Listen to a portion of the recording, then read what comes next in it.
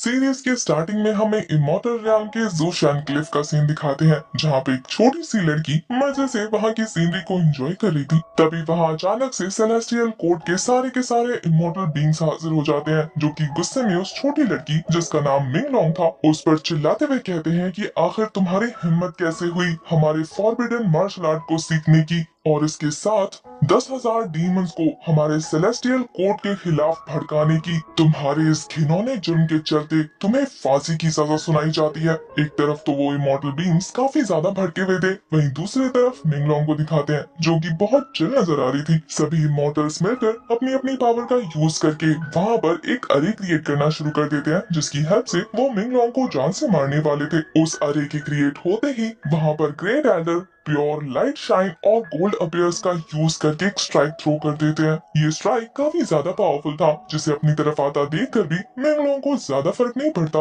बल्कि वो तो अपना कान खुजाते हुए अपने कान के अंदर से एक छोटा सा स्टाफ बाहर निकाल दिया। अपने ड्रैगन स्टाफ का यूज करते हुए वो उस पावरफुल अटैक को डिस्ट्रॉय करते हुए कहती है कि अब यहाँ पर तबाही मच रही है, मुझे तो पीचेस भी कलेक्ट करने दे, घर से खाना पड़ेगा। ये बोलने के बाद वो अपनी लाठी का यूज करके उनमें से एक एल्डर को मारकर उनका मुंह टेढ़ा कर देती है। तभी वहाँ पर उसकी पावर को यूज करता देखकर अम्ब्रेला यूज करने वाले एल्डर आ जाते हैं, जो कि एक काफी पावरफुल थंडर क्रिएट करते हुए उसके ऊपर अटैक करने वाले थे। पर मिंगलोंग तो काफी ज्यादा स्वैग में उन्हें वहाँ से मारकर गायब कर देती है। और फिर जब बाकी सारे एल्डर्स उस पर थंडर स्ट्राइक करने वाले थे, तो वो उन सभी को मारकर कहती है कि मुझसे दूर रहो। उस अकेली छोटी लड़की ने अपनी पावर की हेल्प से उन सभी एल्डर्स के नाक में दम कर दिया था। अब वो इन सभी के मास्टरमाइंड जेड एम्परर को चुनौती देते हुए कहती है कि ओल्ड जेड एम्परर, क्या आप सामने भी आएंगे या इसी तरीके से छुप छुप कर डर्टी ट्रिक्स प्ले करते रहेंगे। खुद को चुनौती देता देखकर जेड एम्परर भड़कते हुए मिंगलोंग पर बरसते हुए कहते हैं कि तुम्हारी हिम्मत कैसे हुई मुझे चुनौती देने की, क्या तुम्हें थोड़ा सा भी पछतावा है कि तुमने क्या किया। तुमने इमॉर्टल्स के रूल को ब्रेक किया है और तुम्हारा ये गुनाह माफी के लायक नहीं। तुम्हें तुम्हारे क्राइम की बहुत बड़ी सजा मिलने वाली है। और जेड एम्परर के हाथ काफी ज्यादा जाइंट थे, वो उसे क्रश करने के लिए धीरे धीरे आगे बढ़ने लगते हैं। वहीं मिंगलोंग भी अपने फिंगर्स को उसी तरफ पॉइंट करते हुए अपनी पावर रिलीज करने लगती है। मिंगलोंग का कहना था कि ये कैसे बकवास नियम है जो कि सिर्फ किसी को मारने के लिए बनाए गए हैं। उन दोनों के ही अटैक्स जब आपस में टकराते हैं तो काफी बड़ा विस्फोट होता है। तभी हमें एक नरेटेड वॉइस सुनाई देती है जो कि बताती है कि 1,20,000 साल पहले मिंगलोंग नाम की सुप्रीम इमॉर्टल, जिसके खिलाफ सभी सेलेस्टियल पैलेस के इमॉर्टल्स ने मिलकर ग्रेट बाइंडिंग फॉर्मेशन क्रिएट किया था, उसने इमॉर्टल्स के खिलाफ विद्रोह करते हुए खुद को सेल्फ डिस्ट्रक्ट कर दिया। मिंगलोंग को दिखाते हैं जो कि जेड एम्परर के इस रवैये से काफी ज्यादा नाराज होते हुए कहती है कि बेशक से मैं मर जाऊं, लेकिन मैं फिर भी तुम लोगों के अंदर डर बैठा कर रहूंगी। हमें उस नरेटेड वॉइस के जरिए पता लगता है कि मिंगलोंग जब तक जेड सेलेस्टियल पैलेस में थी उसने वहाँ पर काफी तबाही मचा के रखी हुई थी, और उसके सेल्फ डिस्ट्रक्टेड होने के बाद इमॉर्टल्स की काफी बड़ी आर्मी बुरी तरीके से डिस्ट्रॉय हो चुकी थी, और उसका वो गोल्डन स्टाफ उसके मरने के बाद एक उल्का का पिंड में क्रिएट होकर पानी में गायब हो जाता है। अब कहानी प्रेजेंट में यानी कि 1,20,000 साल के बाद दिखाते हैं। ये जगह थी टोंगटियान स्वॉर्ड सेट, जहाँ के इमॉर्टल बीस्ट गार्डन में हमारे हीरो वुयू को काफी बेरहमी से पोल से बांधकर काफी बुरी तरीके से पीटा जा रहा था।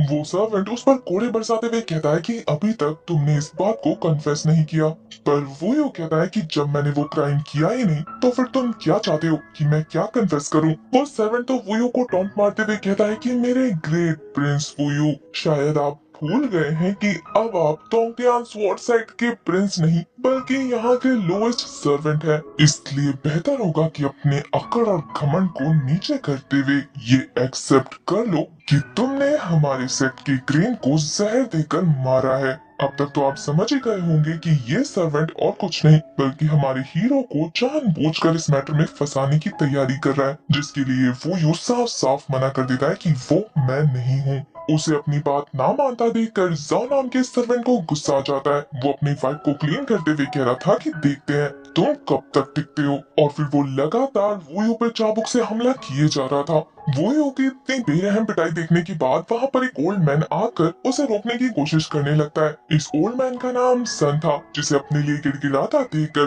वो यूं कहता है कि अंकल सन, इनके आगे भीख मांगने की कोई जरूरत नहीं, क्योंकि ये सब कुछ इनके आगे यूजलेस है। ये बस मुझे टारगेट कर रहे हैं। ये बात बिल्कुल सच थी, जिस पर भड़कते हुए जाओ उसकी और भी ज्यादा पिटाई लगा रहा था। तभी वहाँ पर एक और पर्सन की एंट्री होती है, जिसका नाम सेतो जिन था, और वो अपने साथ एक लड़की लेकर आया था जिसका नाम ये गुयू था। सीतू जिन अपने सामने के नजारे को देखकर कहता है कि इतनी रात हो गई है, लेकिन अभी तक तुम्हारा ये काम खत्म नहीं हुआ। जाओ उसके आगे झुकते हुए कह रहा था कि मास्टर जिन, मुझे माफ कर दीजिए कि लड़का काफी ज्यादा ढीठ है। ये एक्सेप्ट करने को तैयार ही नहीं कि इसने आपके ग्रीन को जहर दिया, पर आप फिक्र मत कीजिए, मैं इससे उगलवा लूंगा। पर सीतो जिन तो सर्वेंट को धमकाते हुए कहता है कि मुझे ऐसा क्यों लग रहा है कि तुम काफी ज्यादा पोलाइट हो रहे हो। अगर 5 स्टेप्स में मुझे ये पता नहीं चला कि मेरे फेवरेट ग्रीन जिंग को किसने जहर दिया, तो मैं समझूंगा कि इसे मारने वाला या तो वो है या तो तुम। ये देखने के बाद कि इस क्राइम में वो खुद फंस सकता है, जाओ काफी बुरी तरीके से वो यू की पिटाई करने लगा था। इस चीज को देखते हुए अंकल सन आगे आकर उनके आगे अपनी गलती मानते हुए कहते हैं कि उस सेलेस्टियल क्रेन को मैंने खाना खिलाया था, बूढ़ा होने की वजह से मुझे पता नहीं चला, मैं उसका ध्यान अच्छे से नहीं रख पाया। अंकल सन को वो यू को बचाता देखकर इस मास्टर सीतू को काफी ज्यादा गुस्सा आ जाता है। वो उस पर अटैक करते हुए कहता है कि तेरी हिम्मत कैसे हुई बीच में बोलने की, अब तुम मुझे बताओगे कि चीजें कैसे काम करती हैं। सीतू जिन को अच्छे से पता था कि अंकल सन हमारे वोयो की कमजोरी है, इसलिए वो अपने गार्ड्स को ऑर्डर देता है कि इसे सबक सिखाओ, क्योंकि इसने रूल्स तोड़े हैं। अंकल सन का कहना था कि वोयो को यहाँ आए हुए सिर्फ 2 साल हुए हैं, उसे इतना टॉर्चर मत करो, उसे काम के बारे में कोई आइडिया नहीं है। पर ये लोग कुछ नहीं सुनते, बल्कि उनके ऊपर अटैक करने के लिए आगे बढ़ने लगते हैं, जिससे वोयो को इतना ज्यादा गुस्सा आ जाता है कि वो अपनी पावर का यूज करके वहाँ पिलर्स की जंजीरों को तोड़ देता है और फिर जाओ की वाइफ को पकड़ते हुए कहता है कि अगर तुम्हें कुछ भी करना है तो मेरे साथ करो, अंकल सन को छूने की हिम्मत भी मत करना। वोयो ने काफी बुरी तरीके से जाओ को हिट करने के बाद सीतू की तरफ अपना रुख कर लिया था, इससे पहले कि वो उसे एक पंच मारकर ये बता पाता कि रूल्स बेवकूफ तुमने बनाए हैं। उससे पहले ही एक स्वॉर्ड उसकी छाती के आर पार हो जाती है। सीतू जिन काफी बेरहमी से उसी के सामने उसे मरता हुआ छोड़कर कहता है कि वो यू सबसे लोएस्ट सर्वेंट ने यहाँ के सबसे बड़े रूल को ब्रेक किया है, यंग मास्टर पर जानलेवा हमला करने का जुर्म, इसलिए उसे ऑन द स्पॉट मारा गया। वोयू के मरने के बाद इसका सारा काम खत्म हो चुका था, क्योंकि उसने एक प्रिंस को अपने रास्ते से हटा दिया। वोयू को जान से मारने के बाद वो वहाँ से जाते हुए वोयू से इस बात की शिकायत करने लगता है कि तुमने उसे मारकर मेरे कपड़े गंदे कर दिए, मारना ही था तो थोड़ा अच्छे से मारती। बिग ब्रदर ने तुम्हें ये नहीं कहा कि तुम्हें मेरी सारी चीजों का ध्यान रखना चाहिए। पर वोयू कहती है कि ब्रदर सांग ने सिर्फ मुझे तुम्हें प्रोटेक्ट करने का काम दिया है, इसके अलावा मुझे और कुछ नहीं पता। ये गोयू असल में सीतुजन की बॉडीगार्ड है। वोयू की सिर्फ एक ही इंसान परवाह करता था, और वो थे अंकल सन, जिनका कोई नहीं था। वो वोयू को दफनाते हुए उसके साथ अपनी एक कीमती चीज, एक छोटा सा मेटेरॉइड रखते हैं। चाइनीज कल्चर में ऐसा माना जाता है कि आपके चाहने वाले के साथ अगर एक कीमती चीज रखें तो उनका स्वर्ग का रास्ता आसान हो जाता है। वो ओल्ड मैन वोयू की ग्रेव पर बैठकर काफी ज्यादा इमोशनल होते हुए कहते हैं कि इन 2 सालों में मैंने तुम्हें बिल्कुल अपने बेटे जैसा माना, हमारा रिश्ता बिल्कुल बाप बेटे जैसा था। तुम्हारे अलावा मेरी जिंदगी में कोई भी खास इंसान नहीं है, इसलिए मेरे लिए जो चीज सबसे ज्यादा वैल्यूएबल थी, मेरे एंसेस्टर का छोड़ा हुआ ये मेटेराइट, मैंने इसे तुम्हारे साथ दफनाया है। आशा करता हूँ कि तुम्हारे स्वर्ग की जर्नी आरामदायक हो। वहीं दूसरी तरफ हमें वोयो के ग्रेव के अंदर का सीन दिखाते हैं, जहां वो मेट्रॉइड उसकी बॉडी के अंदर एब्सॉर्ब हो चुका था। धीरे धीरे उसकी सोल गहरे खाई की तरफ आगे बढ़ने लगती है, और उसके सामने धीरे धीरे उसे अपनी पास्ट लाइफ की झलकियां दिखने लगी थी, जिसके जरिए हमें वोयो का पास्ट पता लगता है कि कैसे वो एक क्राउन प्रिंस से एक लोएस्ट सर्वेंट बन गया। हमें पता लगता है कि कैसे इंपीरियल कॉन्सोर्ट ने उस पर अपनी बेइज्जती करने का छोटा इल्जाम लगाकर उसे क्राउन प्रिंस ईस्टर्न पैलेस की पद्धति से हटा दिया था। यहाँ वोयू को एक एक करके वो सभी लोग दिखने लगते हैं जिन्होंने उसका मजाक उड़ाया और उसे अपने रास्ते से हटाने के लिए उसे झूठे इल्जामों में फंसाया। आखिरी शब्द जो उसके कानों में बज रहे थे वो ये था कि इंपीरियल पैलेस के रूल को ब्रेक करने की वजह से उसे फांसी की सजा सुनाई जाती है।